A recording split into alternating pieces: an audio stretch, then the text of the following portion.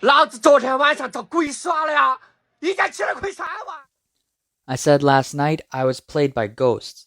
I woke up and lost 30,000 yuan in just 2.5 days in the market. I've lost 70,000. Just 3 days ago, I was still challenging myself to turn 1 million into profit again. This blogger had just bought semiconductor stocks, but the losses these past few days have been huge. Another blogger story also feels heavy. I knew yesterday when SMIC resumed trading that the stock would have to fall.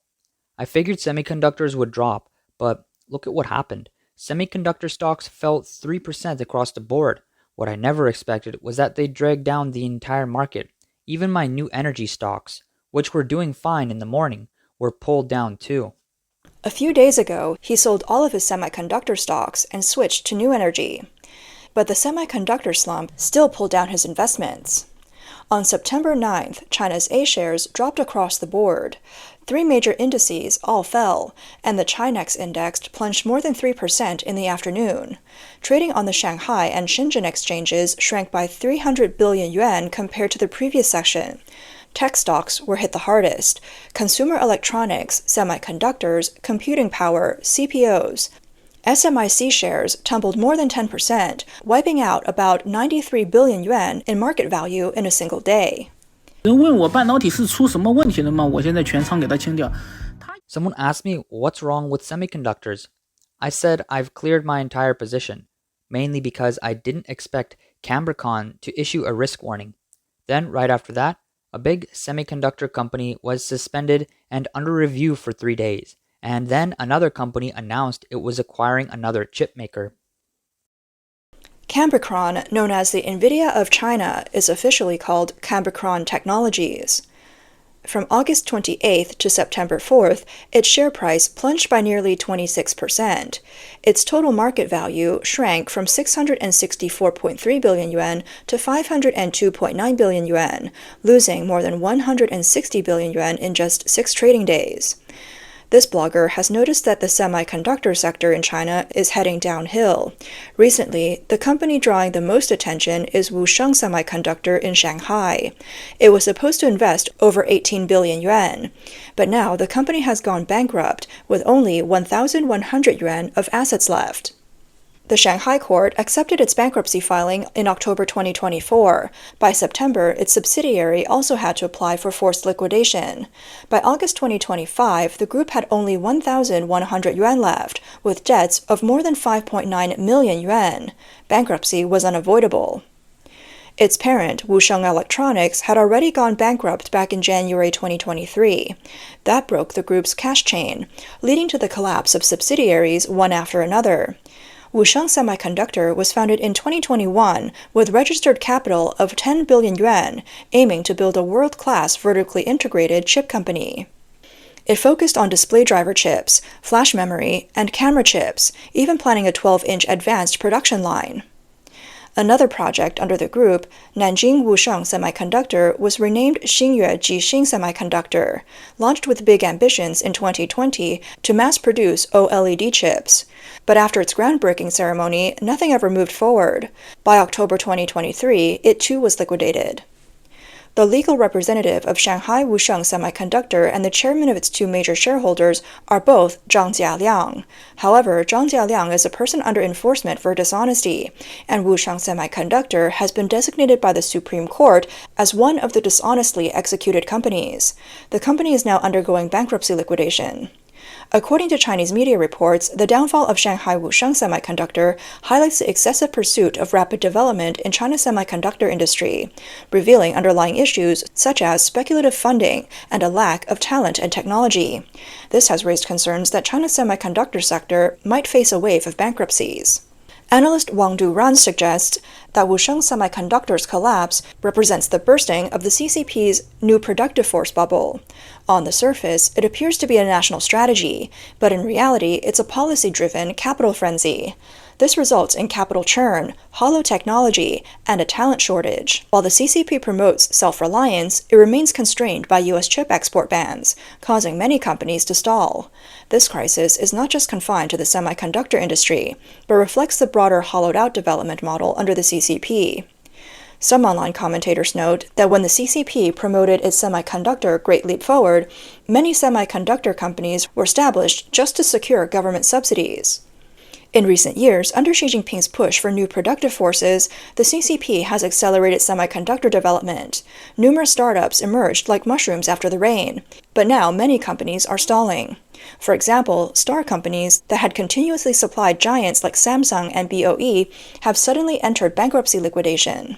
On June 18th, the administrator of Sichuan Shangda Electronics Company issued a creditor's claim announcement, stating that based on the actual work requirements of the case, the Suining Intermediate People's Court confirmed that creditors should file their claims by August 1, 2025.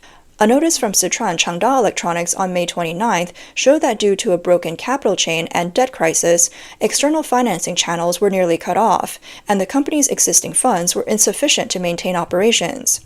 After management review, the company decided to halt production and operations starting May 30th, 2025.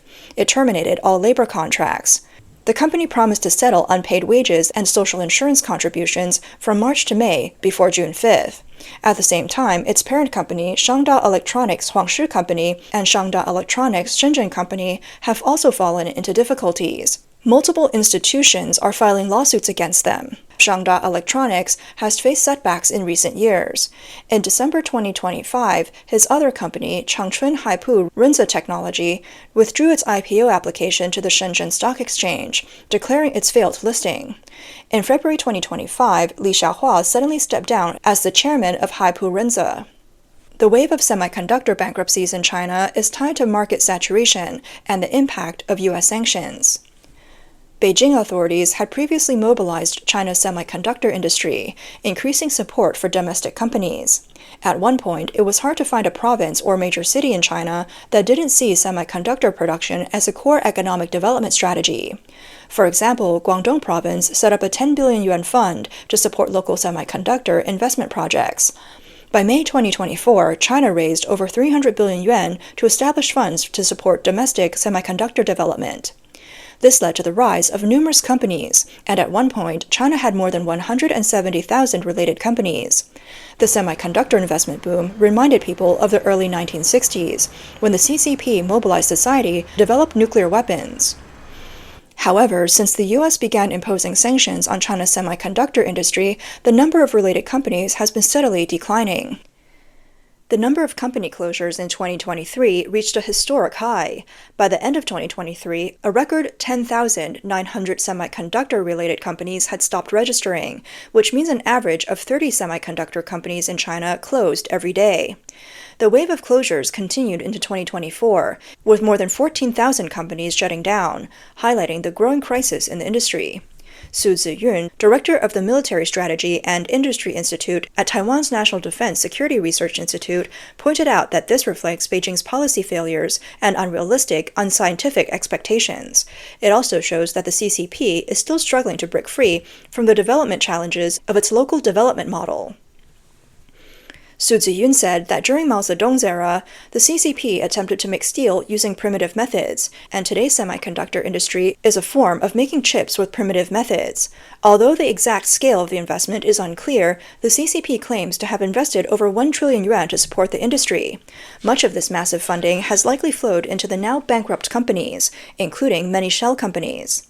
He added that technological development directly impacts the overall economy and competitiveness.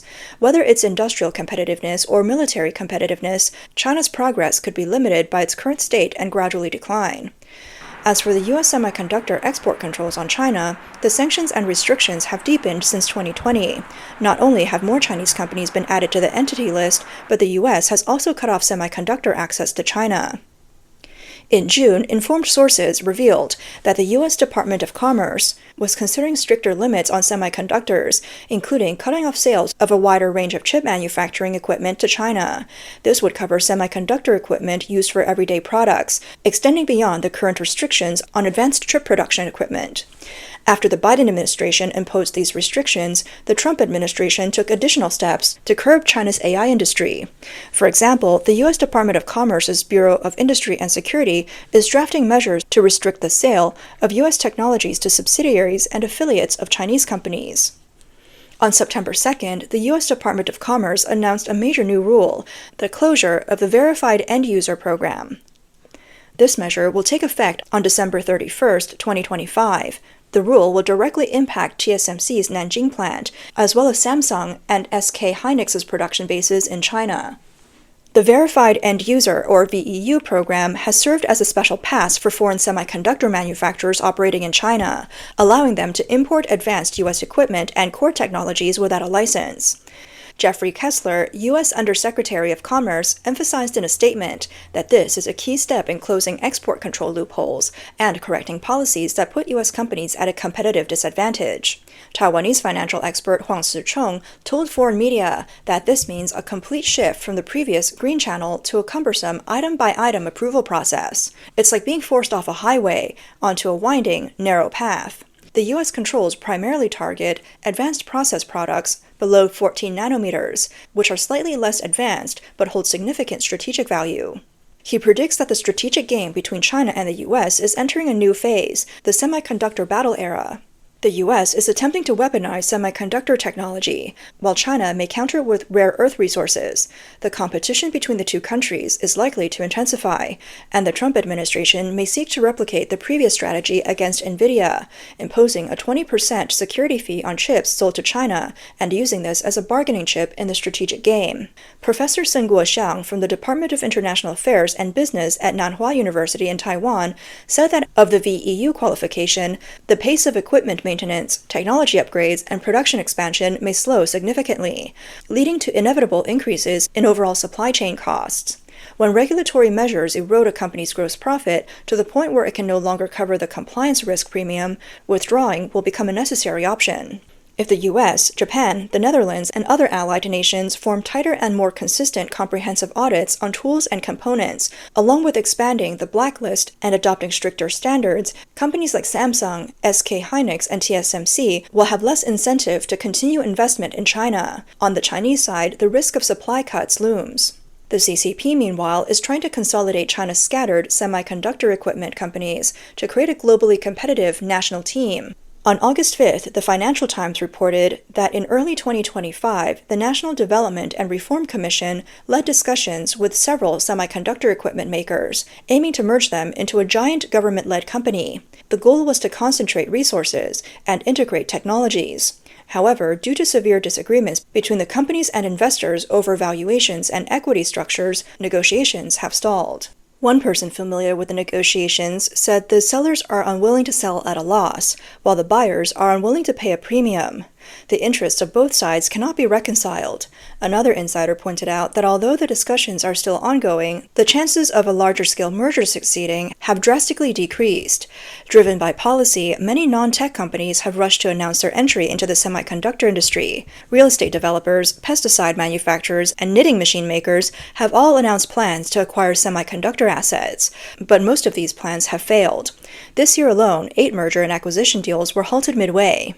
For example, the footwear brand Aokang attempted a cross-industry acquisition of the semiconductor company Lianhe Storage, while knitting machine manufacturer Cixing was planning to acquire Shenyang Shunyi. Both deals were recently cancelled due to valuation disputes. The leader in the electronic design automation sector, Huada Jiutian, also known as Empyrean Technology, also terminated its acquisition of competitor Expedic. Industry insiders noted that even though sellers with government backing may be struggling with poor performance, they're unwilling to sell their assets at low prices, causing investors to hesitate and making transactions hard to realize. Some domestic industry insiders are also skeptical about whether consolidation can truly bring technological breakthroughs. A Shanghai-based investor admitted that without a technical advantage, consolidation may not create substantial value. Currently, China's semiconductor market remains highly dependent on NVIDIA. Data shows that in early 2024, NVIDIA held an 80% market share in China's AI semiconductor sector. The CCP has convened several technology companies through regulatory bodies and clearly required businesses to gradually reduce their reliance on U.S. technology. Despite Beijing's demands, Chinese tech giants like Alibaba, Tencent, and ByteDance are still actively purchasing NVIDIA's H20 artificial intelligence chips and closely monitoring its more powerful next-generation product, the B30A. Sources say that companies not only want to ensure smooth order fulfillment, but they also view the B30A as a worthwhile investment, even though its price is expected to be twice that of the H20. 4 informed sources told Reuters that after NVIDIA's H20 received U.S. export approval in July, it immediately became the target for China's major companies. 2 other sources mentioned that NVIDIA is planning to release the B30A based on the Blackwell architecture, which could deliver 6 times the performance of the H20, with a price tag possibly exceeding $20,000. Chinese companies still consider it a reasonable investment. These products are downgraded versions specifically designed to comply with U.S. export controls. Washington has repeatedly tightened regulations, banning the export of chips capable of supporting advanced artificial intelligence to China. In other words, China's semiconductor industry is facing a double blow: the pressure from the U.S. and the harsh reality of domestic companies going bankrupt. Even though there's an effort to consolidate and specialize the industry, the vast differences in interests makes it difficult for a national team to emerge. The Chinese dream in the semiconductor sector may well be shattered.